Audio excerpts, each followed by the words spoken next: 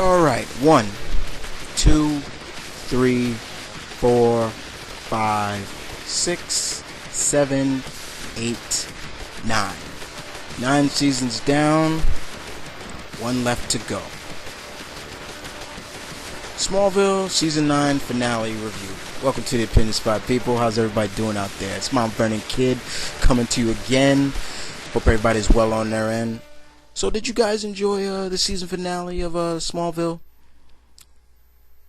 Or did you feel it was just a brief episode but could have been better? A lot of cliffhangers in this. A lot of things that had you wondering, okay, what's next? A lot of things that made you feel that Smallville still has one more notch in its gun belt to deliver. Still got one shot. Still has one good shot left to deliver and go out with a bang. Now, first of all, I gotta commend Smallville for even getting another season, because nowadays a lot of shows don't even get past 1 to maybe even 3 seasons before networks cancel them. Okay? The episode basically started out, if you heard my man Zip talk about it as well, with the future of 2013, where we see basically what Clark, Lois, and everybody is really supposed to be. We saw a picture of Lex, things like that. But it was a dream. Enter the gift from Mom, Martha Kent. Clark opens it up. And what do we see? What do we see in the box? In the glimpse of his eye, glistening in Clark's eye. But the symbol that we all know Superman is born to wear. A lot of drama in this episode. And I don't mind drama. I really don't. But a lot of people that I talked to said they were kind of let down because they thought that it was going to be a big battle between the Smallville version of the Justice League versus the Kandorians or so. But it wasn't any of that. The Hawkman and Stargirl and Black Canary, Cyborg, Martian, they were all on monitors talking to Clark and things like that. They were all in different parts of the world. Let's talk about a little bit about Tess. Tess basically tried to redeem herself, but her road of redemption was blocked by a superpowered villain known as Zod, and she died. Yes.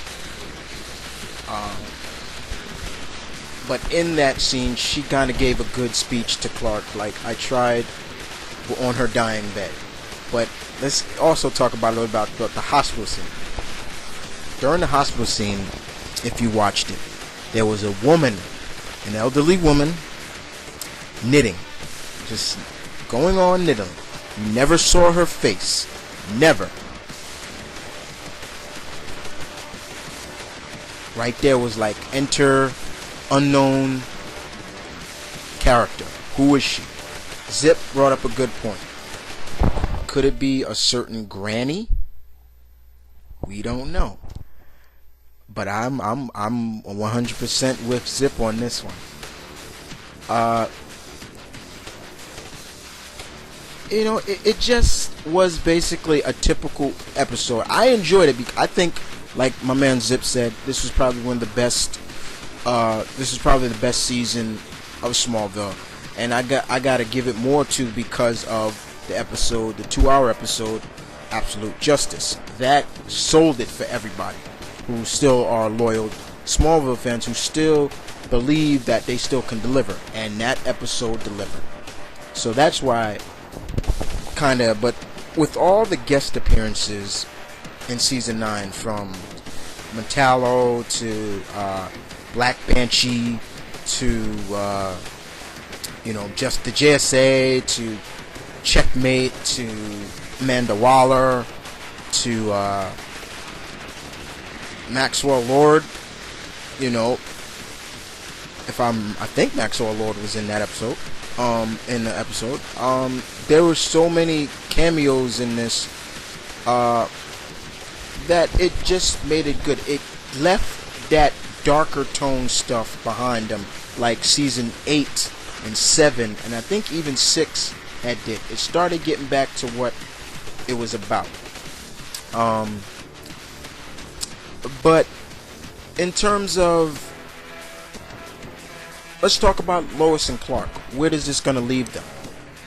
Well, we know now that Lois knows that the Blur and Clark are the same man from the kiss scene that you saw, which was probably one of my best scenes, because not only did she nearly get thrown and crumbled, shattered to pieces by Zod when Zod threw her into the telephone booth.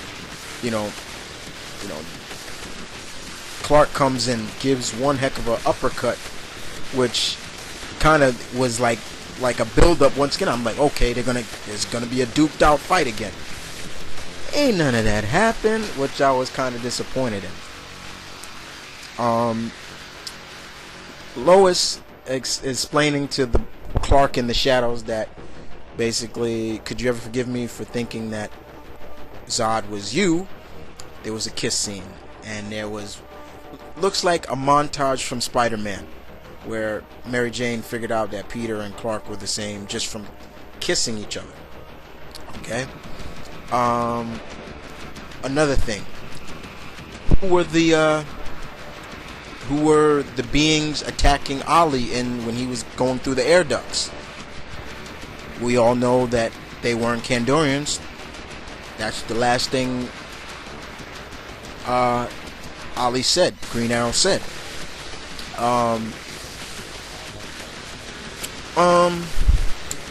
The fight scene between, after the Kandorians left the planet from the Book of Ra, could have been better. I'm thinking it was going to be a slugged out fight where they were going to be hitting each other, and almost you're going to see boom, the world shaking. Didn't go down like that. Now, I know it's a TV show, but even TV shows can have good fight scenes. Look at Human Target. Human Target always has good fighting scenes, and I'll be glad when that comes back for the second season as well. But that was a letdown.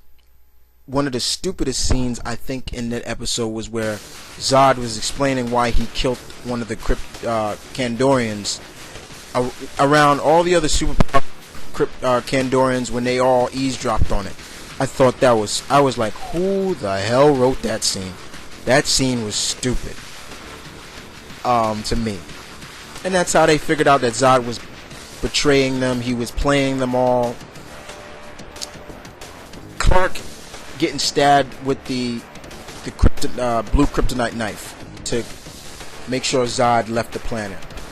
Noble, but we all know he's not dead. He could easily pull that out and heal from it real fast, and probably even that would probably be a scene where he flies, like my man Zip said again, or somebody rescues him, like, I don't know, Hawkman or somebody like that, or Martian. We don't know, but it ends on a cliffhanger, and basically it rounds up. But now let's get more into what I wanted to talk more about. The 9th season ended, right, people? And now there's all these plots that's coming out. And with all the villains they've done over there, they've done Mixoplex in, I think, the first season. They've done Metallo. They've done Metallo. I think they've done Parasite. Lex, of course. Doomsday, which I didn't like. There's only one route. Oh, they've done Brainiac. There's only one villain left that from Superman really doesn't have a big rogues gallery to do, and that's Darkseid. And that's what I want from season 10, excuse me.